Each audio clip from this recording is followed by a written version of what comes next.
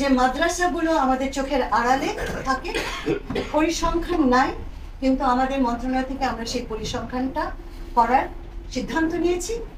সেখানে ছোট্ট ছোট্ট ছেলেদের সেক্সুয়ালি অ্যাবিউজ করা হয় এবং সেই অ্যাবিউজের কারণে এই বাচ্চাটা তার জীবনের শুরুতেই সমান সুযোগ পায় না। সে তার মানসিক যে বিকাশটা, সুস্থ বিকাশটা, যেটা অ্যাবসলিউটলি যে সুস্থ বিকাশটা তার ঘটার কথা, সেটা ব্যাহত হয়ে যায়। এবং তাকে সাহায্য করার জন্য তোমরাও নেই। তোমরা তো ছেলেরা, ছোট ছোট তোমরা বাবারা, তোমরা তোমাদের ছোট ছেলের খবর কি রাখছো?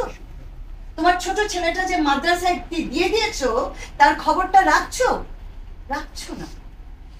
হয়তো দারিদ্র্যের কারণে রাখছো না, হয়তো বা ঝামেলা বলে রাখছো না। যে কারণেই হোক, আমাদের বড় ছেলেরা এই ছোট ছেলেদের দায়িত্ব কি নিচ্ছে?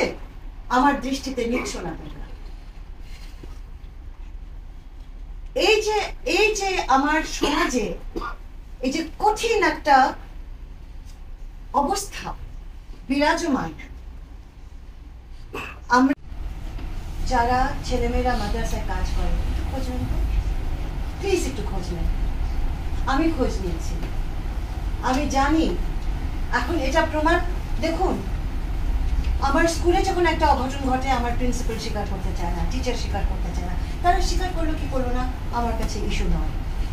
আমার কাছে ইস্যু হচ্ছে যে এই ঘটনাটা যে ঘটছে এটা ক্রমশই সামনে চলে আসছে এবং আমরা নারী শিশু মন্ত্রণালয় থেকে এটার থেকে চোখ এড়িয়ে থাকতে পারি না। এবং যেহেতু চোখ এড়িয়ে থাকতে পারি না, আমাদের পদ্ধতি বের করতে হবে। আমি চাইবো আমার সকল স্কুল, শিশুদের সকল স্কুল আমার কাছে স্পষ্ট খোলা থাকবে, আমার মাদ্রাসা স্পষ্ট খোলা থাকবে। আমার মন্ত্রণালয় সেখানে যখন খুশি যেতে পারবে, যখন খুশি পর্যবেক্ষণ করতে পারবে, যখন খুশি বাচ্চাদের সাথে কথা বলতে পারবে। আমি এটা দাবি করছি। ওনারা ওই কথা যদি বলেন, তাহলে ওনাদেরকে স্পষ্টভাবে আমাদের সামনে এসে দাঁড়াতে বলুন, আমরা একসাথে কাজ করব। ধর্মভীরু একটি জাতি এবং দেশ। 7 বছরের বুড়ো কি করে 6 বছরের একটি মেয়ে শিশু গায়ে হাত দিতে পারে? অর্থাৎ তোমাদেরকে আমি বলবো যে তোমরা হয়তো চটকদার স্টোরি চাও, কিন্তু জীবনটা তো অমন না। জীবনটাকে আমাদের খুব কষ্টে ধাপে ধাপে গড়তে হয়, পরিবর্তনটা আনতে হয়।